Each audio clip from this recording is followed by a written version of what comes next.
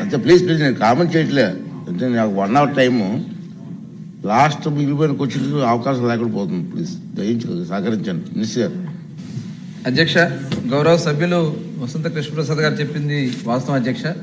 గత ప్రభుత్వంలో ఆనాటి ముఖ్యమంత్రి జగన్మోహన్ రెడ్డి గారు తీసుకున్నటువంటి నిర్ణయాల్లో ఈ మద్యం విధానాన్ని ఒక ఆదాయ వనరుగా చేసుకునే దానికోసం ఆ రోజు ఎన్నికల ముందు వెళ్ళేటప్పుడేమో సంపూర్ణ మద్యపాన నిషేధం చేస్తానని చెప్పి, అధికారంలోకి వచ్చాక దశల వారీగా నిషేధం చేస్తానని చెప్పి మాయమాటలు చెప్పి రేట్లు పెంచి అధ్యక్ష, అలాగే బ్రాండ్లు కూడా వాళ్ళకి కావాల్సిన అసలు వ్యాపారంతో సంబంధం లేని వ్యక్తులు కూడా వ్యాపారంలో 19 నుంచి 24 రావడం, పనికిరాని బ్రాండ్ పెట్టడం, ఇవన్నిటి వల్ల కొంత బయట నుంచి నాన్ డ్యూటీ పెయిడ్ లిక్కర్ రావడం, కొంతమంది ఈ రేట్లు కొనుక్కోలేక మరి మామూలు ఇల్సిట్ లిక్కర్ తాగడం, అలాంటి కొన్ని సంఘటనలు కూడా జరిగినాయి అధ్యక్ష. దాంట్లో జంగారెడ్డిగూడెంలో దాదాపు ఒక 25 మంది దగ్గర చనిపోవడం జరిగింది అధ్యక్ష. స్పూరియస్ లిక్కర్ 2-3 చోట్ల కూడా ఇలాంటి సంఘటనలు జరిగినాయి అధ్యక్ష.